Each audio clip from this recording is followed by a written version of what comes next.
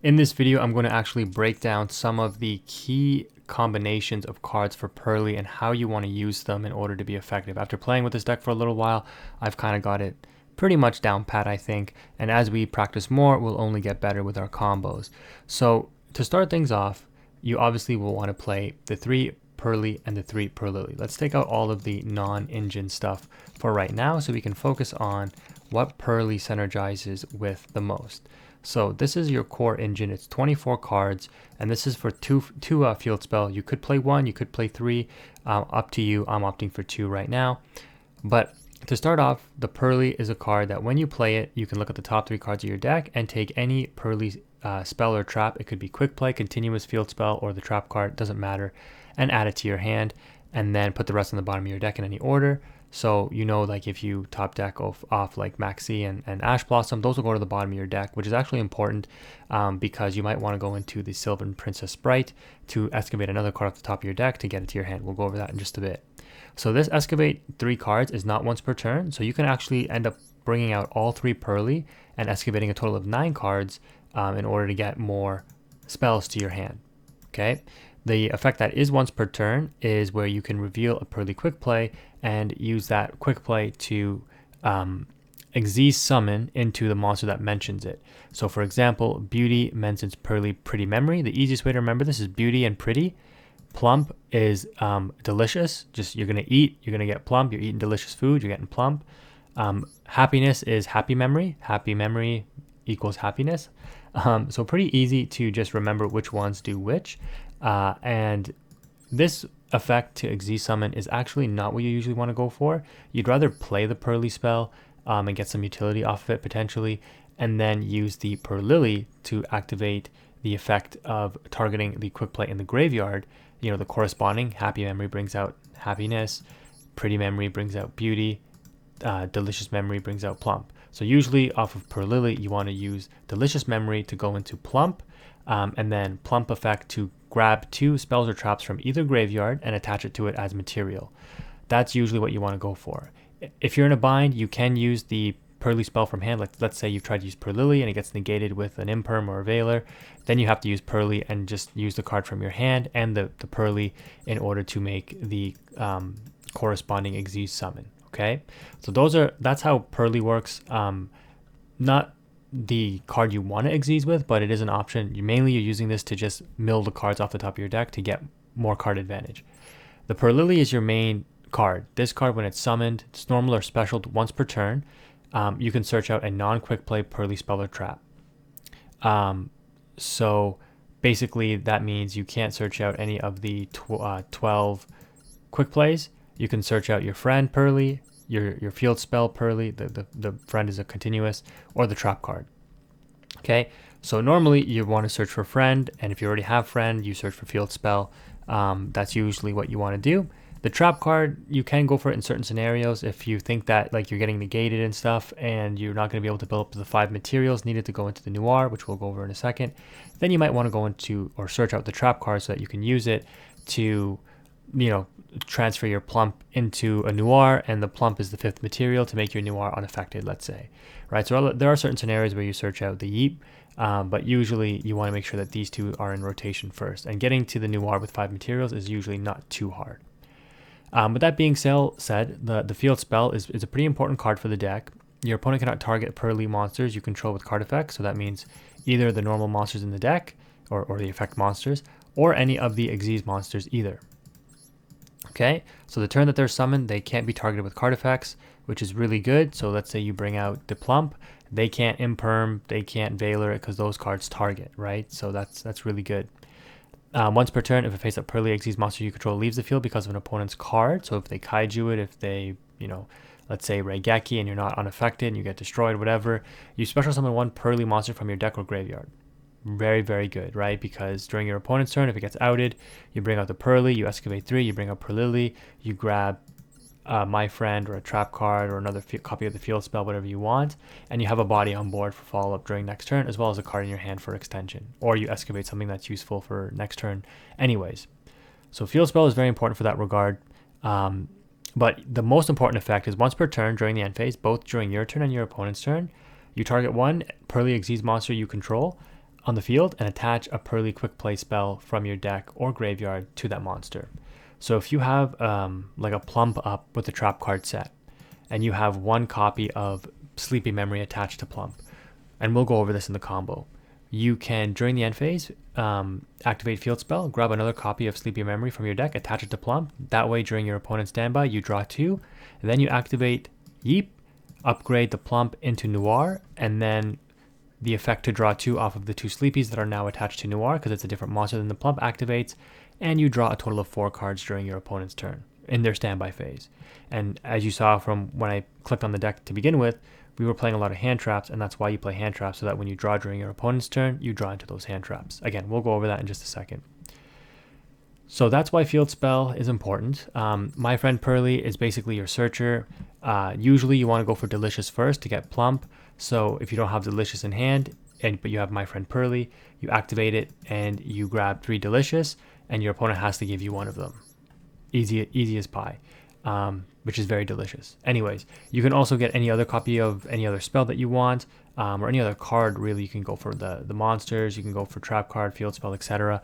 But it is a random, whatever the opponent gives you. So if you know you have 3 copies of, like, let's say, Purrely in your deck, and you only have My Friend Purrely as your starter, you activate this, you activate it to search out the Purrely, and then your opponent has to give you 1 Purrely if you activate it to search for 3. Okay. Now after that, this also has an effect if a face-up Purrely monster leaves the field, and this is the more important one. So this is an activated effect. You have to activate this or choose to activate it. So let's say they kaiju away your Noir, and you lose 5 spells underneath it, right? And you're like, oh man, that sucks. Well, My Friend Purrely says that you can grab up to 3 Purrely quick play spells with different names from your graveyard and add them to your hand.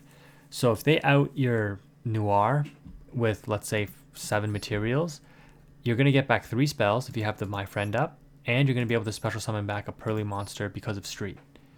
So, and then, that Purrely monster will likely get you another card. So you're going to go +4 in your hand and get a monster on board if you have Field Spell and My Friend in rotation. And this is why those cards are important. Now, the actual effects of the Happy Memory and the Pretty Memory and the Delicious Memory and the Sleepy Memory don't really matter too much. They're just like, take 0 battle damage, or the next time the monster would be destroyed, it's not by battle or card effect, which, can be relevant sometimes. And then, gain 1,000 life points, 1 card in the field, it can't be destroyed by card effect, whatever. What actually matters is the secondary effect. Discard a card and special summon a Purrely monster from your deck. So if you don't have a starter, this is kind of like Runic, right? Runic special summons from the extra deck, Purrely's quick play special summon from the deck. So you can choose to discard a card and bring out a Purrely monster. This can get ashed, but I believe it says then you can apply the following effect. So you don't discard right away. I think if you play it and they choose to ash, you will not discard. So you don't go -1. Correct me if I'm wrong, because I don't think anybody's ashed me yet on this. Maybe you're not able to ash it because it's just like gain 1,000 life points, and then you have the option to activate another effect, in which case the card is already resolving, and so you can't ash. I'm actually not 100% sure on that interaction, but I just know that you will definitely not discard a card, so you won't go -2. At most, this card will trade 1 for 1. All the quick plays should trade 1 for 1. The other thing that you have to pay attention to with all of the quick play, so there's 4 unique ones right now, is what they do when they're attached to a Purrely monster. So the Happy Memory says this card can attack a number of times up to the number of Happy Memory attached to it +1. So if you have all 3 Happy Memory attached, you can attack 4 times, right? 3 Happy Memories +1. The Pretty Memory makes it so that you can send 1 other card you control to the graveyard, target 1 card your opponent controls, attach it to this card as material. This is very important, and if you have 3 of these attached, you can send up to 3 cards that you control to the graveyard and attach 3 cards on the opponent's field. Spells, traps, field spells, whatever, monsters, you can attach them as long as you can target them, and it's not negated. So very, very powerful effect to out the opponent's board. The Delicious Memory, again, if you have multiples attached, it stacks, so gain 300 attack and defense for each material attached to it. Your Noir with 2 of these attached can easily get up to 8,000 attack points, not a problem. Or if you want to go for OTK, if the board's already clear, that's why you play 1 Happiness. You rarely ever go into this, but it's also just a way to get a bigger body on board quicker. The main one is the Sleepy Memory, and this one is the one that allows you to draw during your opponent's standby. So this is important early game to set up because you're going to want as many of these attached to your Purrely card on your turn 1 as possible so that you can draw during your opponent's turn.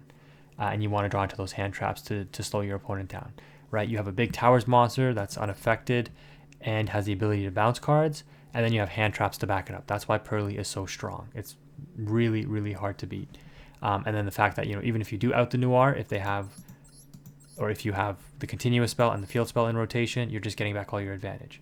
And then trap card, pretty straightforward. Target a level 2 and upgrade it to a level 7, or you can use the level 7 and downgrade it to a level 2, but who would ever really do that? And then the other effect is you can banish it from your graveyard, target 3 Purrely monsters, and put them back in your deck. So I was playing 2 of this, but I opted to go back to 1. But you do cycle through these monsters quite quickly. So banishing this to put back like 3 Purrely or 3 PURRELY or a combination of them is very useful. And you can also put back the extra deck monsters, but you usually will be putting back your main deck monsters. Now the extra deck is also very important. You definitely want to play Slacker Magician. This is probably your main card because once per turn this card cannot be destroyed by battle, so you can attack into something, and if somebody tries to target this with an effect during either player's turn when a card or effect is activated that targets this card, detach the material and negate the activation. So no matter what, you're protected against one target. If they try to imperm it to negate the effect, you just attach the material and negate the imperm basically. And that way your Slacker Magician attack goes through, which is allowing you to go into Downward and into Zeus. Obviously it's a level 1, so if your combos are stopped, let's say they negate your attempt to Xyz summon, you have to go into Slacker to out the board. You go Slacker, attack, go into Downward, go into Zeus. The Sylvan Sprite is also very important because, like I said, you're mostly using Purrely to Xyz into the Plump, and therefore if you have multiple Purrely on the field, you will likely go into Princess Sprite to excavate the top card of your deck, hoping that it's one of your spells, and you add it to your hand to get more material onto Plump. Very simple. You don't need to play the Assembled Nightingale. Actually, you probably should play something like an Azalea, but I don't have it yet. Or you can play the Assembled Nightingale. Sorry, not the Assembled Nightingale. It is the Ensemble. I don't even know how to spell it. But we can find it with this one. So with 2 level 1 monsters, with the 2 Purrely, you can actually go into Ensemble on turn 1, as well as a Noir during your turn. And this is how powerful this is. You have, bounce anything, and then you have bounce special summon monsters, and then you have hand traps to back it up most likely as well.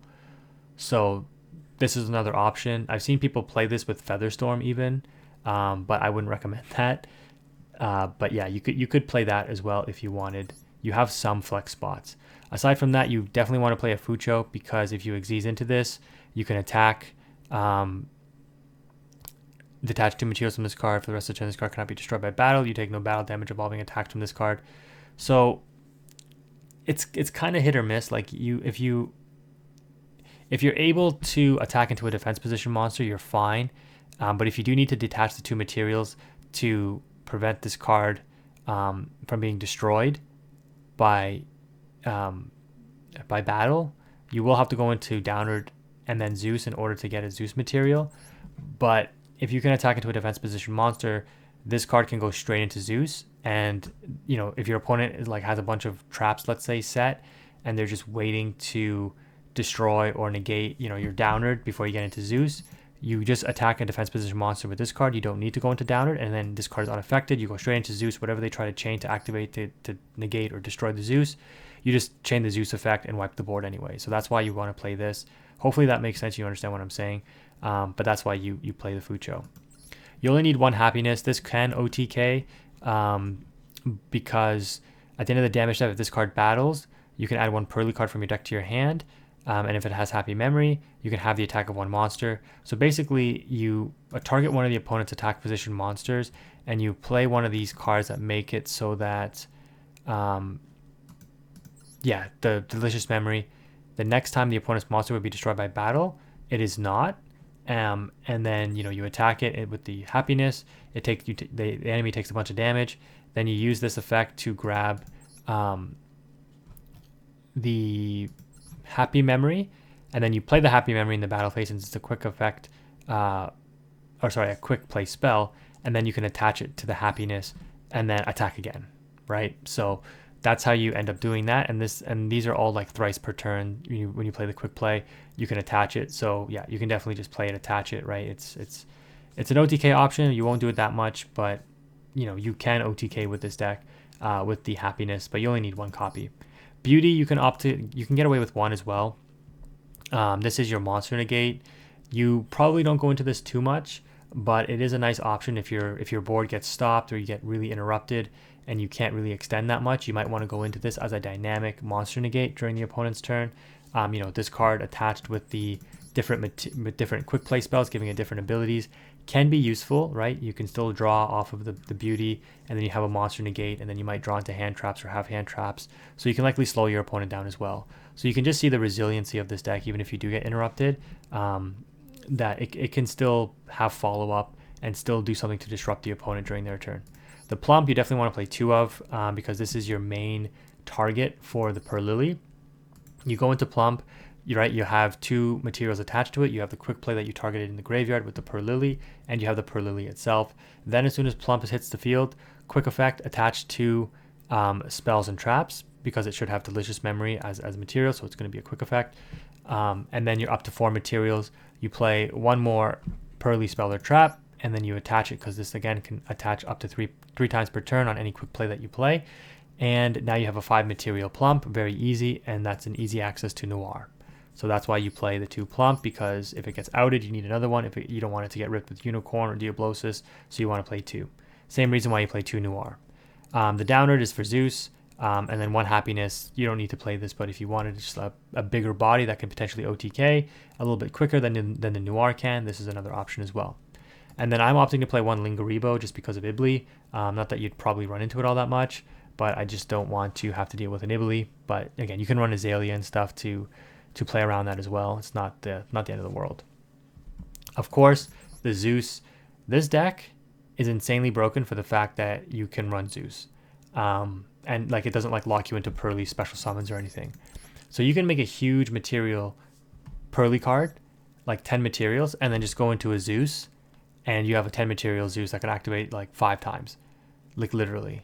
And it's just as good as a Noir almost. And so one of the things you want to pay attention to is with Trap card. It says that if you do upgrade like a Plump into a Noir, the Trap card says that you have to return that monster to the extra deck during the end phase of the next turn. So say you activate PURRELY Yeep during your opponent's standby, like I was mentioning, to draw extra cards off of the Noir hitting the field. The opponent ends their turn, your Noir is still on the field. It's your turn now, you draw, you play out your turn. You have to make sure that your Xyz monster battles any of them, and then you're going to want to Xyz this Noir that was summoned off of the Yeep into the Zeus. Otherwise, it goes back to the extra deck and you lose all your cards, and these cards don't trigger because they're only off of the opponent's card, making your PURRELY leave the field. So that is basics. That is the basics of PURRELY as I understand it, basically. And like I said, we'll get better with the deck. We'll play out more combos. And the way that I think it's best to be built right now, and I could be wrong, but I'm opting to play Santa Claus, because if I go first and I'm able to draw into this, I know that I can out cards on the opponent's field. If they're playing PURRELY itself, I can out their Noir. I can just do a bunch of things that, while they will get follow-up, I can likely OTK them on turn 3, because they can't out my Noir, and I can out theirs if they set one up. This card is also just in general decent, because if the opponent is setting up some other kind of board with like Baron and stuff like that, and I don't want to, or I'm low on materials, let's say I'm on my 5th material here and I don't want to detach 2 to spin stuff back now because I am going to be affected by card effects after that, but I was able to draw into a Santa Claus, I just wait for the opponent to pass turn, then I just Santa Claus away their big threat, right? Psychic End Punisher. Well, if they bring out a Psychic End Punisher, they're likely just beating over your Noir anyways, and you wouldn't. It's unaffected. So yeah, Psychic End Punisher can be a problem with this deck. You likely have to hope to stop it by bouncing the cards back before they get to the Psychic End Punisher. But even if you're outed, like I said, you have the follow-up field spell and the My Friend PURRELY, and then you just Santa Claus away whatever threat, like the Psychic End Punisher or whatever else you need, right? So this, and like lovely labyrinths and stuff like that. This card is extremely good for that. Drawing into hand traps like Droll and Veiler are very powerful as well. And you might want to opt to play more Kurikara. This card is good for multiple reasons. Obviously, one is because it helps out Purrely, because it's a tributing, not by an effect. It's like for the summon, so it will affect the Purrely cards, I believe. And then also with Kashtira running rampant, activating all the time in main phases, you can literally out like an entire Kashtira board of like 4 or 5 monsters with one Kurikara. Because a monster effect is activated, they trigger Unicorn, Ogre, Fenrir, Diablosis if it's on the field to banish, Shangri-Ira is on the field to lock zones, and then you just Kurikara all of that away, and you just go for game. Basically, it's a 1-card OTK. So you could play more of this as well. It does have some relevance in the meta now, and it will become more relevant as Kashtira becomes bigger. So that's going to do it, because I'm sure this video is long. That's going to do it for this video, though, breaking down the deck and the cards. Hopefully this helped you understand Purrely. Stay tuned for a combo video. I've already played some ranked matches with this, messed up a few times, but we've won all of them actually, which is funny. It's only in like gold rank or something though, so don't pay too much attention. We will be going into solo to go over the combos, and we will hopefully be climbing with this deck to the higher rank so you can see how it performs in more intense situations. But again, if you made it to the end of the video, thank you again for watching. That's going to do it for Quantum here, and I am out.